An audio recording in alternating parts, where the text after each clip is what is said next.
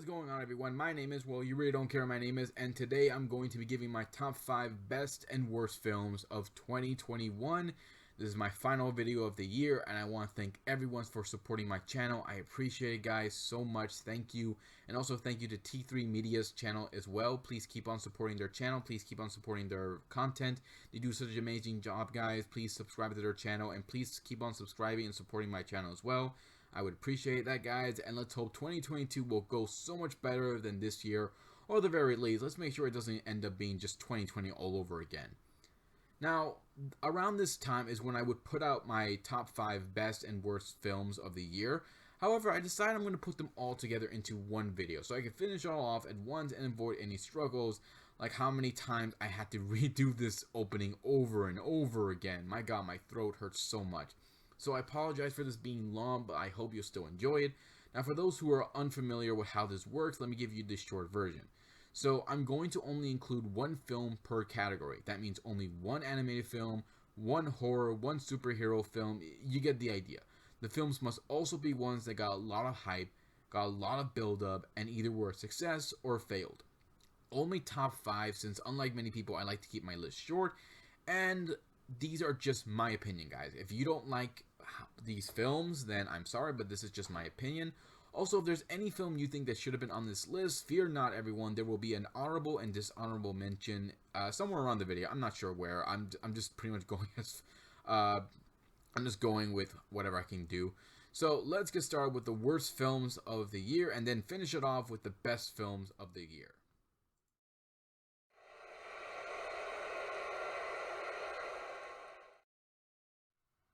We start off with Snake Eyes, and honestly, I'm surprised they're still trying to make more G.I. Joe films, because the last two didn't exactly do very well, so I was surprised to hear they wanted to do an origin film for Snake Eyes, and it went exactly like I thought it was going to go. I mean, I had to look for my notes for this film because I was planning to do a review for it, but after looking at my notes, I found that I didn't really write much because I got completely lost in the plot. There was nothing about it that was good from the beginning all the way to the end.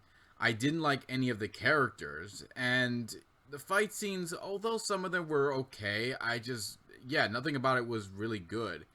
It's a shame because I thought, you know, if they could find a way to make a good Bumblebee movie, a good Transformer film, then surely they would have found a way to make a good G.I. Joe film. But unfortunately, this one failed miserably, and I think it's a sign that you need to stop making more of these G.I. Joe films.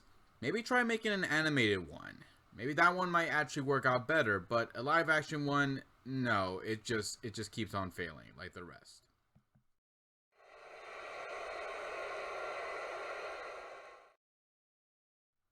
Alright, whoever asked for a sequel to the 2019 Addams Family movie, you're officially dead to me. I hated this film. Mostly because the plot was going to go exactly as I thought it was going to go. And it was not fun. Nothing about this film was fun. The comedy they threw into this was stupid and boring. And I hated the cliche tropes they had throughout this film. To the point that I even hated the characters throughout the film. And it's a shame too, because I do love the Addams Family. I love Gomez. I love Morticia. I love Wednesday. They're all great. But this film just destroyed it for me. I didn't care about any single one of them. And I wish they had just drove off a cliff and to their deaths. Yeah, that's how much I hated this film. And I hope they do not make a third one. I don't know how. I don't think this film made enough money to do that. But if they do, it's a waste of time, and it will just kill me if they do more of these films.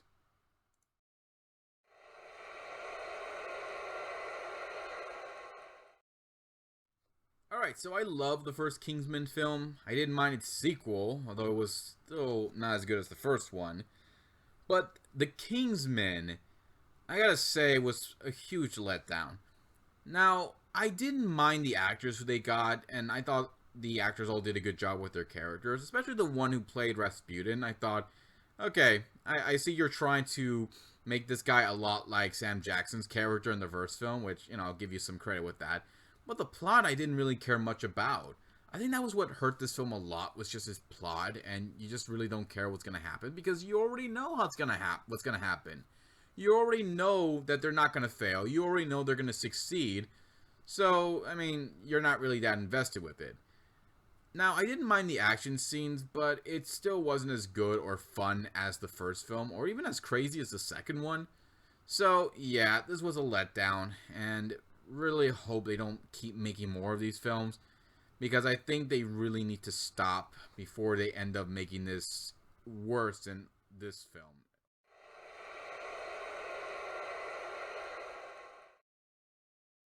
Alright, so with how many films in the Conjuring universe has already been made, I think it's gotten to the point where they really need to stop making more of these films and finally get to an ending, because after The Conjuring, The Devil Made Me Do It, I think it's a clear sign that they need to stop.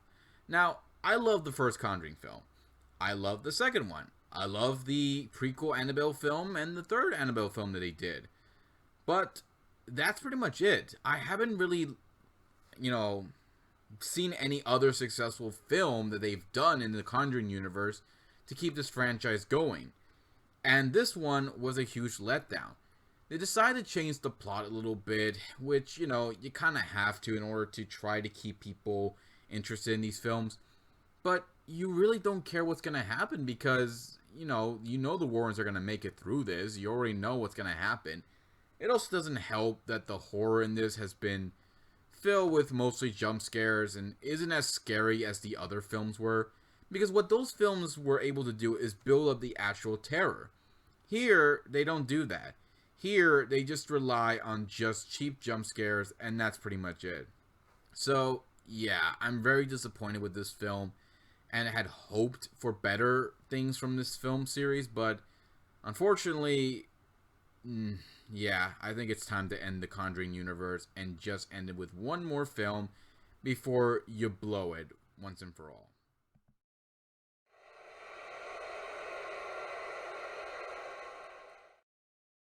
And number one, the worst film of 2021, in my view, is F9, aka the ninth Fast and Furious film of this franchise that will never freaking end.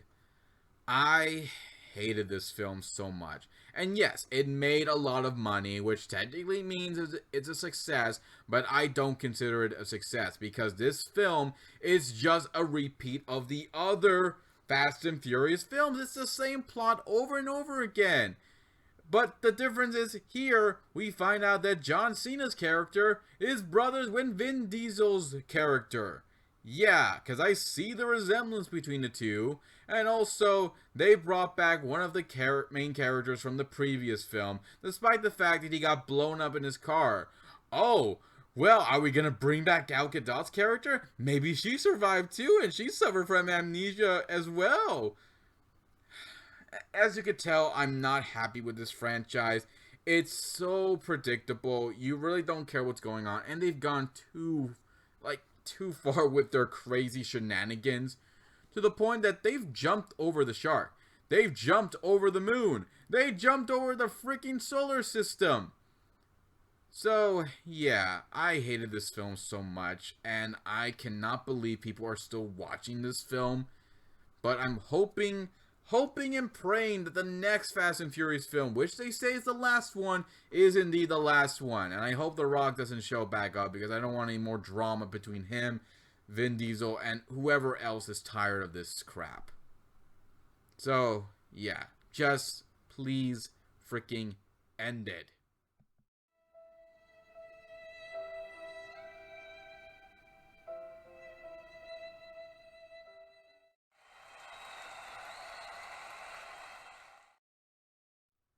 Alright, so we now are going on to the best films of 2021, and we're going to start off with number 5, Judas and the Black Messiah. Now, I love this film, not only because it involves a historical event, and for those who don't know, I love anything history related, but I love this because of, well, everything that was going on. the drama that was being built up in this film, the suspense that was happening, and the actors who did such an amazing job with their roles. I mean, them portraying these real life people, it's just, it's amazing. And I really loved how well this whole thing went. And yeah, it shows how, the government really did fear this group. They really fear this person who was making an impact. And as a result of that, they were doing everything they can to try to stop that.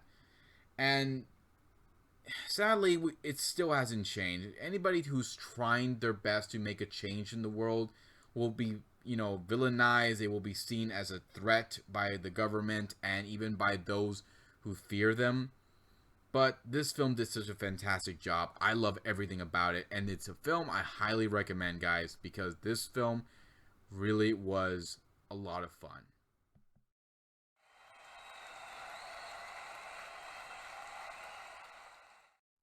Number 4 is Godzilla vs. Kong. I mean, yeah, this film I had a blast watching. Not only because for the first time in a long time we finally get to see King Kong and Godzilla going at it head to head, toe to toe, but I got to see this film with my niece. We got to see it at my house. We got to see this together.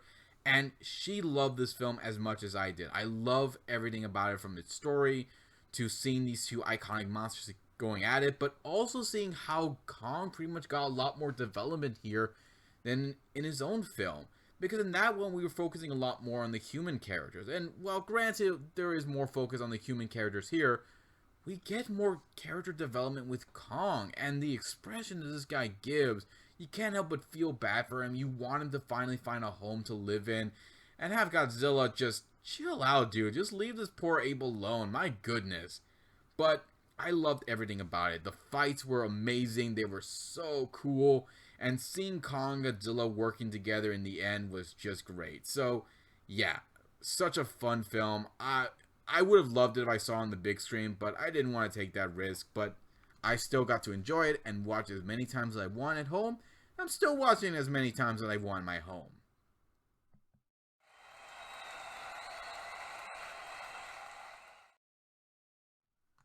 Next up is Candyman, and let me just say this film was well worth the wait. I loved everything about this film. Its story, which honestly I thought was going to go in a different direction, but no, it went in a direction that, left me surprised, and I like that. I like the fact they were able to do that. I also love the actors who all did such an amazing job with their performances in the film. But what I also love is the fact that they actually build up to the horror. They actually build up the suspense, which is what I loved and what I truly miss in horror films. Unfortunately, not a lot of horror films are able to do that. They just rely on just cheap jump scares. But thankfully, they were able to actually build up the actual terror. And I was happy for that. I was very happy with how well this went. And to hear Tony Todd reprising his role and hearing his voice again, like, oh my god, I missed you so much, you very handsome devil. So yeah, this was a lot of fun. It was worth the wait. It was supposed to come out last year, but I'm glad they were able to wait until things had calmed down enough for this film to come out and in time for everyone to watch and enjoy.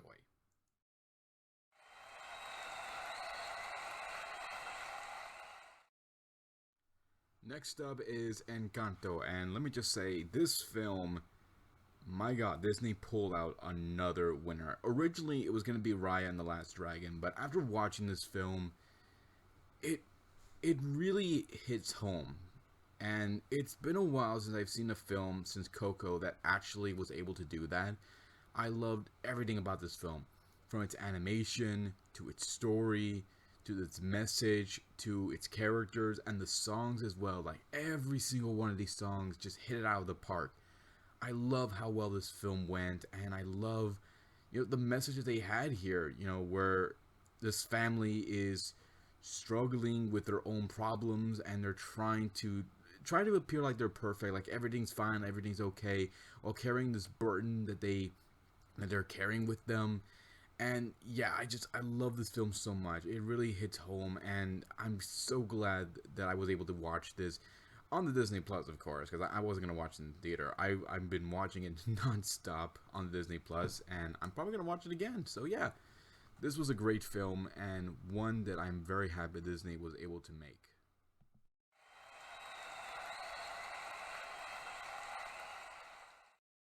And number one goes to Spider-Man No Way Home. All right, so this film, I I just love the risks they took with this film because the other two were still a little campy, family friendly, but they were still able to take certain risks with it. This one, they just decided we're just gonna take a whole bunch of risks from adding so many characters into this one film, from the villains to just building up the drama throughout the story and just building up the tension as well, and going into a direction that I didn't think they would go with one of the characters. Like, they did a fantastic job with this. And then to bring in the other two Spider-Men from the other two live action films into this one is just perfect. I just loved everything about this film from the beginning, middle to the end. Yeah, it was a little long, but who cares? They needed to make it long in order to add all this stuff in, and it worked. Not only did they do a fantastic job with this film, but they showed us why Spider-Man is such a great hero. Yes, despite all the stuff he goes through, despite everything that happens to him, he will still try to do the right thing. He will still try to do what is best, and will not compromise. And again, this is what I love about this film, and I'm glad that they did this, and I'm glad with how things went. Although I did wish, Peter would get a much happier ending, but I'm very curious to see where they're going to go with this series, and hopefully they bring in the other Spider heroes. But yeah, this was definitely the best film of the year, and I'm very happy with how well it went.